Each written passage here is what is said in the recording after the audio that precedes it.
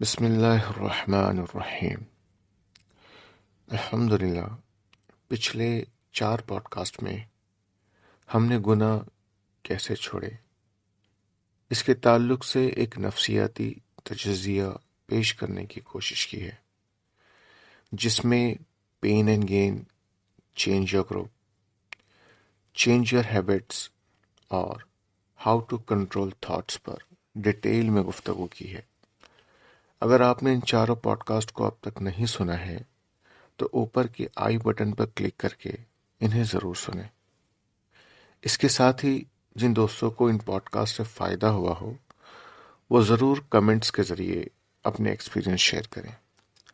ساتھ ہی اپنے مشورے اور آپ ہماری اس کوشش کو کیسے دیکھتے ہیں ضرور بتائیں۔ آئیے اب اس سیریز کے 5ویں پوڈ کاسٹ کی طرف پڑھتے ہیں، جس کا عنوان ہے اپنے آپ کو مصروف رکھیں۔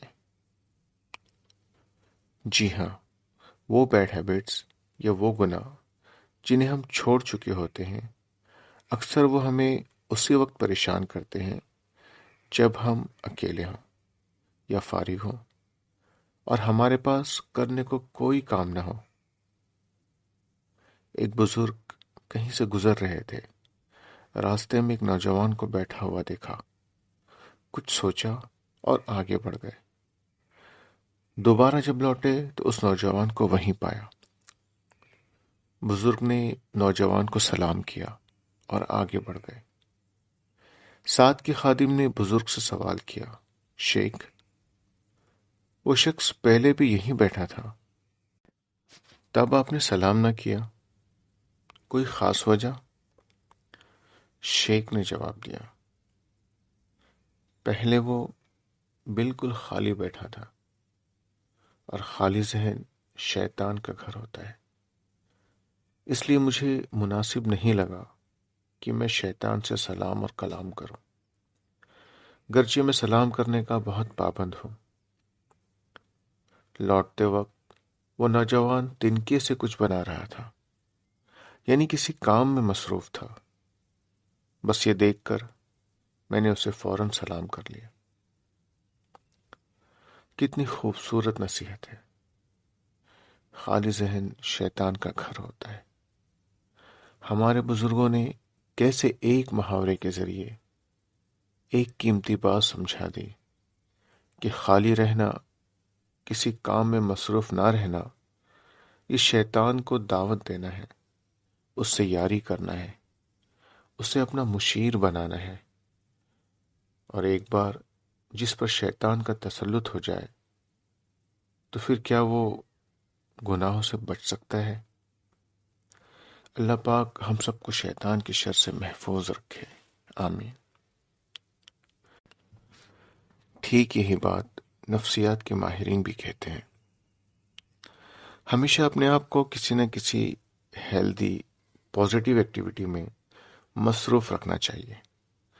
اس سے ذہن میں آنے والے خیالوں کی فریکوینسی کم ہو جاتی ہے، جبکہ فارغ انسان جس کے پاس کرنے کو کچھ نہیں ہوتا، اس کے ذہن میں سوچوں کا سمندر ٹھاٹے مارتا رہتا ہے۔ 1 منٹ میں کئی ہزاروں سوچ ہمارے ذہن میں آ کر گزر جاتی ہیں۔ پھر جب ہمارے پاس کرنے کے لیے کچھ کام نہیں ہوتا تو ہمارا ذہن ہمارے سامنے ان ایکٹیویٹیز کو ایک ایک کر کے پیش کرتا ہے جو ہم کبھی اپنے آپ کو مصروف رکھنے کے لیے، نفسیاتی تسکین کو حاصل کرنے کے لیے، انجوائے کرنے کے لیے کیا کرتے تھے۔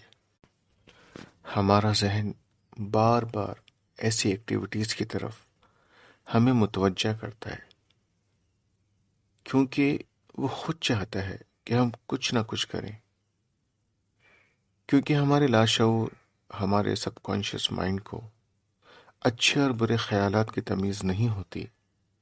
وہ تو صرف آپ کا ایک وفادار نوکر ہوتا ہے، وہ بس وہی پیش کرتا ہے جو ہم کرتے تھے یا کرتے ہیں۔ اس لیے وہ احباب، وہ دوست جنہوں نے اپنے آپ کو بیڈ ہیبٹ سے دور کر رکھا ہے اور مسلسل اس پر محنت کر رہے ہیں، انہیں چاہیے کہ وہ بالکل اپنے آپ کو فارغ نہ رکھیں، اپنے آپ کو کسی نہ کسی ہیلدی ایکٹیویٹی میں مصروف رکھیں، بلکہ جہاں تک ہو سکے اپنے آپ کو اس قدر مصروف رکھیں کہ اپنے آپ کو اچھے کاموں میں تھکا دیں۔ اس کا ایک نفع تو یہ ہوگا کہ آپ کو برے خیالات اور گناہ کم یاد آئیں گے، تو دوسرا نفع یہ ہوگا کہ آپ کی دن بھر کی تھکاوٹ رات کی بہترین نیند کا ذریعہ بنے گی۔ بستر پر سر رکھتے ہی آپ نیند کی آغوش میں چلے جائیں گے، اور ایک ہیلدی نیند ایک ہیلدی مائنڈ کے لیے بہت ضروری ہے۔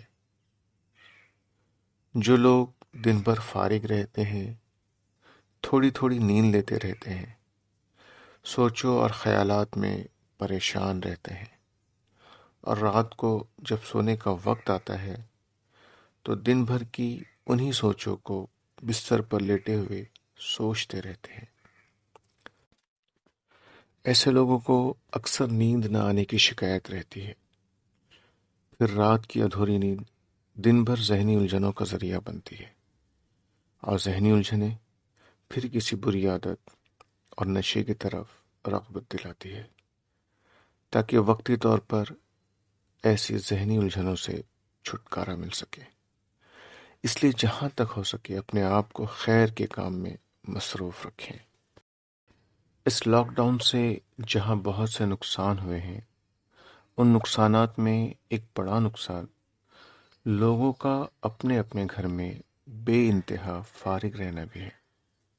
اس نقصان سے وہی لوگ باخبر ہیں جو اہل علم ہیں یا پھر نفسیاتی علوم کے طالب علم۔ گھریلو جھگڑے، خاندانی نا اتفاقیاں، ناجائز رشتے، موبائل ایڈکشن اور اسی طرح کے دیگر نفسیاتی امراض تیزی سے سوسائٹی میں بڑھ رہے ہیں۔ اس لاک ڈاؤن کے چکرویوہ سے وہی لوگ محفوظ ہیں جنہوں نے بالکل اپنے آپ کو کسی نہ کسی ایکٹیویٹی میں مصروف رکھا ہے۔ مصروفیات کے نام پر چند دھوکے ہیں جن کا جاننا بھی بہت ضروری ہے۔ ایک ہے اپنے آپ کو کسی کام کے حوالے کر دینا، جیسے ٹی وی دیکھنا، نشہ کرنا، موبائل دیکھنا، اور یہ سمجھنا کہ میں اپنے آپ کو کسی کام میں مصروف رکھ رہا ہوں۔ یہ بہت بڑی غلطی ہے۔ آپ اپنے آپ کو غلط طریقے سے مصروف رکھ رہے ہیں۔ ایسی مصروفیت آپ کو ایک ایسی بیماری کی لت لگا دے گی جس کا آپ ادراک بھی نہیں کر سکتے۔ اپنے آپ کو صحیح معنوں میں مصروف رکھنے کا مطلب ہے شعوری اعتبار سے، یعنی جانتے ہوئے، ایک مقصد کے تحت اپنے آپ کو کسی مشغولی میں لگائے رکھنا جس کے کرنے سے ہمیں یا سوسائٹی کو نفع پہنچے۔ اگر آپ ایسے مصروف ہیں تو آپ مبارکباد کے مستحق ہیں، ورنہ ٹک ٹاک دیکھنے والے اور پب جی کھیلنے والے آپ سے زیادہ مصروف ہیں۔ اللہ ایسی مصروفیت کے دھوکے سے ہم سب کی حفاظت فرمائے۔ اسی طرح کا مصروفیت کے نام پر ایک اور دھوکہ ہے، اور وہ ہے نیٹ سیریز۔ جی ہاں، آج کل لوگ بڑے فقری انداز میں بتاتے ہیں کہ میں نے فلاں سیریز کو مکمل کر لیا ہے، اب میں وہ سیریز دیکھ رہا ہوں۔ یاد رکھیے، یہ جتنی بھی سیریز کے نام پر چینلز ہیں، یہ سب انٹرنیٹ ایڈکشن کی الگ الگ قسمیں ہیں۔ ایک اسی طرح کے مشہور نیٹ سیریز کے مالک نے کہا ہے، جو واقعی میں بہت غور و فکر اور سنجیدگی سے ہمیں جس پر سوچنے کی ضرورت ہے، وہ کہتا ہے،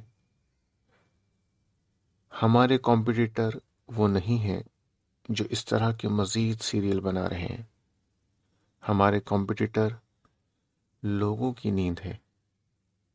لوگ جتنا جاگیں گے اتنا ہمارا پروڈکٹ مارکیٹ میں بکے گا۔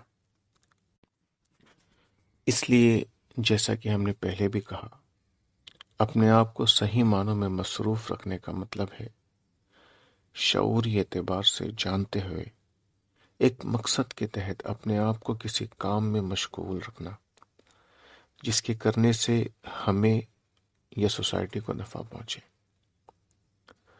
How to quit bad habit, اس سیریز کا مقصد بھی یہی ہے کہ یہ مختصر سی زندگی جس کو اللہ پاک نے ایک آزمائش کے طور پر ہمیں عطا کی ہے، ہم اس زندگی کا بہترین استعمال کر کے اللہ کی رضا حاصل کر سکیں، اور یہ اسی وقت ممکن ہو سکتا ہے جب ہم اپنے آپ کو ان کاموں سے بچائیں جو اللہ پاک کی ناراضگی کا سبب بنے، اور اپنے آپ کو ان کاموں میں لگائیں، ان کاموں میں مصروف رکھیں جو اللہ کی خوشنودی اور رضا کا ذریعہ بنے۔ اللہ پاک ہماری اس کاوش کو قبول فرمائے۔